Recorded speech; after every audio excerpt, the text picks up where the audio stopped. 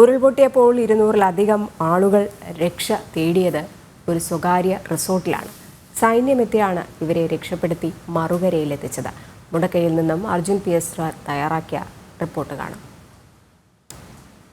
നമ്മളിപ്പോൾ നിൽക്കുന്നത് വലിയ രീതിയിൽ ഉരുൾപൊട്ടി ഒലിച്ചു വന്നപ്പോൾ രക്ഷ നേടിയ ഒരു റിസോർട്ടിലാണ്. അവിടുത്തെ ആളുകൾ ഓടിക്കൂടിയത് ഈ സ്വകാര്യ റിസോർട്ടിലാണ്.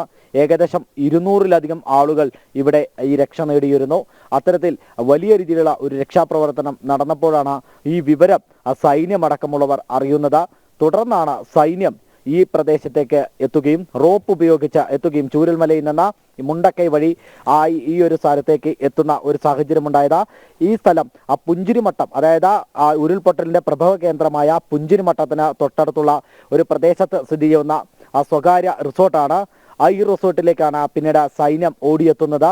തുടർന്ന് ഇവിടെയുള്ള ആളുകളെ ഇവാക്യുവേറ്റ് ചെയ്ത അവരെ രക്ഷപ്പെടുത്തി പിന്നീട് സൈന്യം ഒരു മുണ്ടക്കയത്തിന്റെ താഴെ ഭാഗത്തു നിന്നും റോപ്പ് ഉപയോഗിച്ച് പിന്നീട് ചൂരൽമലയിലേക്ക് എത്തിക്കുന്ന കാഴ്ചയാണ് നമ്മൾ ആദ്യ ദിനങ്ങളിൽ കണ്ടത്.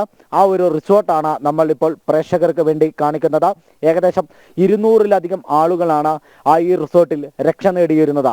തുടർന്നാണ് സൈന്യമെത്തി അവരെ രക്ഷപ്പെടുത്തുന്ന സാഹചര്യമുണ്ടായത്. അതുപോലെ തന്നെ നിരവധി ആളുകൾ പല സ്ഥലങ്ങളിൽ ഇതേപോലെ കുടുങ്ങിക്കിടന്നിരുന്നു. അവരെയൊക്കെ ഓടിയെത്തി രക്ഷപ്പെടുത്തിയത് ഇന്ത്യൻ ആർമിയാണ്. അത്തരത്തിൽ നിരവധി പേരെയാണ് ഇന്ത്യൻ ആർമി ഈ പ്രദേശങ്ങളിൽ നിന്നും രക്ഷപ്പെടുത്തിയത്. ഇതിന് തൊട്ട് മുകളിലാണ് പുഞ്ചിരിമട്ടം എന്ന് പറയുന്ന പ്രദേശമുള്ളത്.